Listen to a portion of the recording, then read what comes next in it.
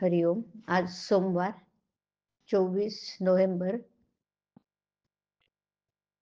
विनायक चतुर्थी. सद्गुरू ब्रह्मचैतन्य गोंदवलेकर महाराज यांच्या प्रवचनाचा आजचा भाग ऐकूया. उत्कट भावनेने भगवंताची उपासना करावी. विस्त माहीत नसला तरी तो हाताला चुकूनही लागला तरी हात भासतो, किंवा हा परीस आहे हे माहीत नसूनही लोखंडाचा पण त्यावर मारला तर त्याचं सोनं व्हायचं राहत नाही. अगदी त्याचप्रमाणे ज्ञानाशिवाय नुसते भक्तीने जरी भगवंताकडे गेले तरी काम होते, परंतु दुसऱ्या विषयांची आसक्ती जोवर आपल्याला सुटत नाही तोवर मनापासूनची भगवत भक्ती होतच नाही ना. जिथे उत्कट भावना आहे तिथे सगुण मूर्तीला मनुष्य धर्म प्राप्त होतील.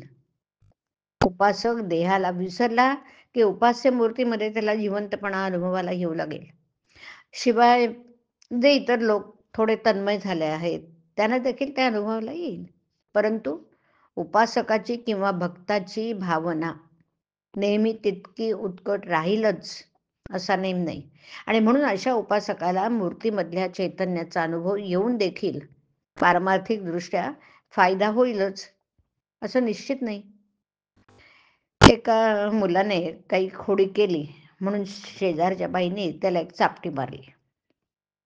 त्याबरोबर त्या मुलाने मोठं भोकाड पसरलं आणि त्या बाईला शिव्या दिल्या. त्या ऐकून त्याची आई बाहेर आली आणि तिने त्याला चांगलाच झोडपला, परंतु आईच्या हातचा इतका मार खाऊन सुद्धा तो मुलगा फार ओरडला नाही आणि त्याने आईला उलट शिव्या पण दिल्या नाहीत. हे जसं खरं आहे त्याप्रमाणे आपल्यावर येणारी संकटही भगवंताने आणली आहेत अशी निष्ठा असेल तर आपल्याला त्याचा त्रास होईल, पण त्याने आपली शांती बिघडणार नाही. भगवंताचा विसर आपल्याला पडला की आपली शांती बिघडते.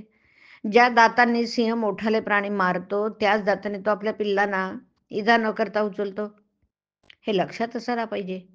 आपण निपक्षपाती बुद्धीने विचार केला तर भगवंताचा मार्ग आपल्याला सापडेल. भगवंत हा सर्वांना साध्य आहे, फक्त काही न करणाऱ्याला तो साध्य नाही.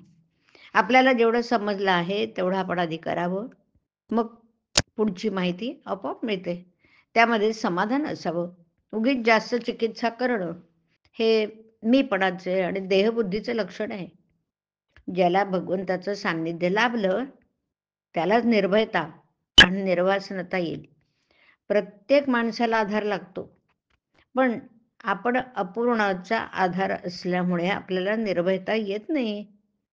मग यासाठी भगवंताचा आधार धरावा, बुद्धीने निश्चय करावा आणि मन भगवंताकडे लावावं, की इंद्रिय तिकडे बळजबरीने जातीलच. राम उपाधिरहित आणि त्याचं नामही उपाधिरहित आहे, आणि म्हणून ज्याप्रमाणे खडक किंवा वाळू पाण्याशी मिसळत नाहीत, साखर किंवा मीठच विरघळतं आणि समरस होतं, तद्वत रामाशी त्याचं नामच समरस होतं. सर्व सृष्टी रामरूप दिसणं हेच भक्तीचं फळ आहे. हरिओम. हरिओम तत्सत. हरिओम.